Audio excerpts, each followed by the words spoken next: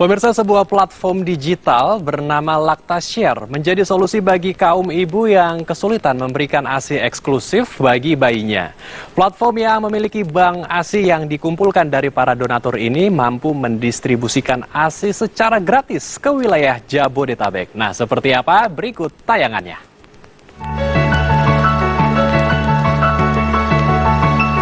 Air susu ibu atau ASI menjadi sumber nutrisi yang penting bagi tumbuh kembang bayi.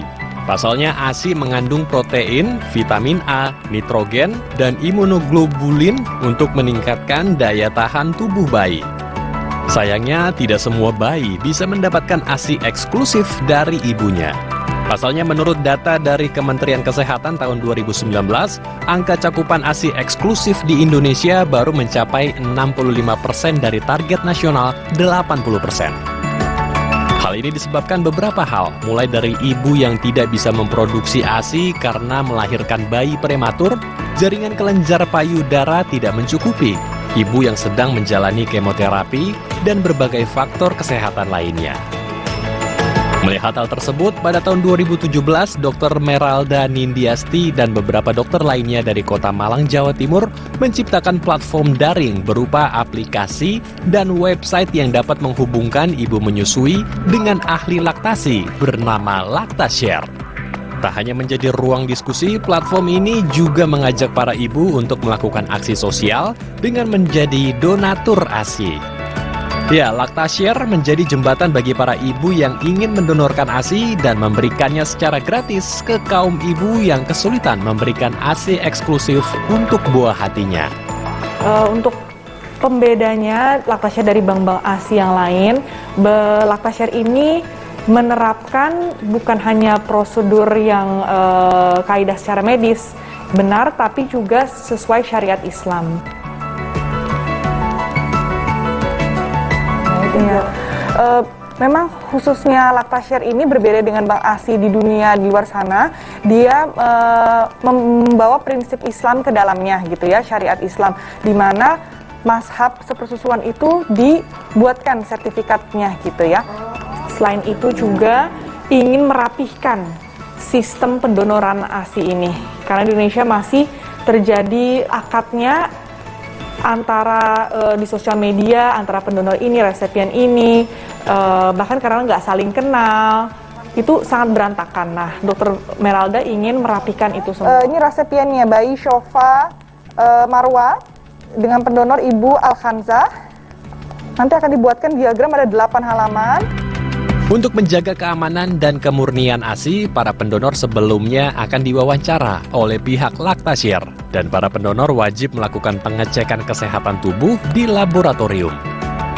Hal ini untuk memastikan pendonor terbebas dari berbagai penyakit seperti hepatitis C dan B maupun virus HIV.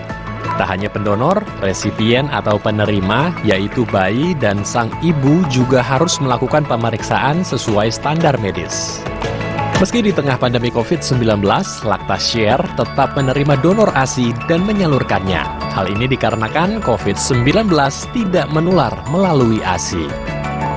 Sampai sekarang belum ada penelitian bahwa ada virus COVID di ASI gitu. Malah justru yang sudah ditemukan adalah antibodinya. Jadi dari WHO sendiri juga merekomendasikan ibu-ibu dengan kecurigaan COVID atau suspek atau bahkan sudah positif COVID tetap bisa menetei bayinya dengan tetap menggunakan protokol kesehatan yang baik, pakai masker, hand hygiene gitu ya. Tapi tetap bisa menetei bayinya karena apa? Karena antibodinya justru ada di ASI. Ani Maulina Nasution, salah satu pendonor ASI di Lactashare, merasa senang dapat membantu kaum ibu yang kesulitan memproduksi ASI. Hal ini Ani lakukan karena ia ingin setiap anak mendapatkan nutrisi yang sama seperti buah hatinya sehingga dapat bertumbuh dengan optimal.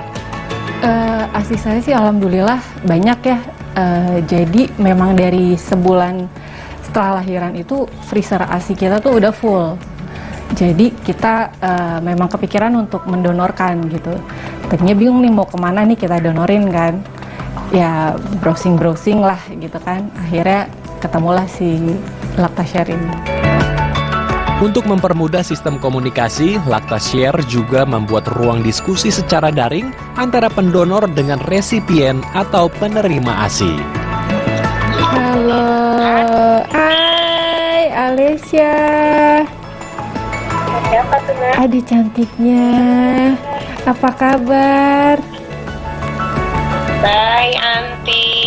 Nggak manggil Bunda dong ya? Iya, Mama panggil manggil apa Bunda. aja.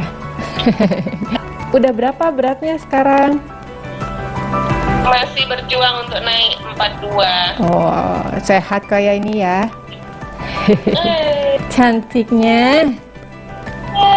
Bunda Ane, terima kasih ya. Iya. Kasih donor. Iya, sama-sama. Ya, saya senang ya, bisa bermanfaat buat bayi-bayi yang memang membutuhkan gitu. Dan biasanya ibu-ibunya juga update ke saya gitu ya, sebulan setelah dia vaksin, imunisasi, kontrol ke dokter gitu, udah naik loh ininya beratnya gitu. Ya, saya tadinya kepikiran cuman ngasih aja tanpa ya nggak kepikiran segitu bermanfaatnya gitu ya buat anak-anak ini. Ya, merasa bersyukur sih bisa ya saling tolong menolong lah ya gitu. Tak hanya menjadi jembatan dalam memberikan ASI, Lactashare juga kerap memberikan aksi sosial lainnya, yaitu memberikan donasi dan sembako bagi warga prasejahtera. Bersyukur sekali kepada Allah SWT telah mempertemukan orang-orang yang baik, orang-orang yang luar biasa baik, orang-orang yang soleh.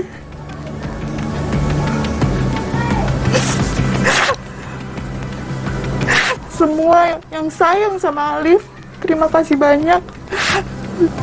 Yang bukan hanya memberikan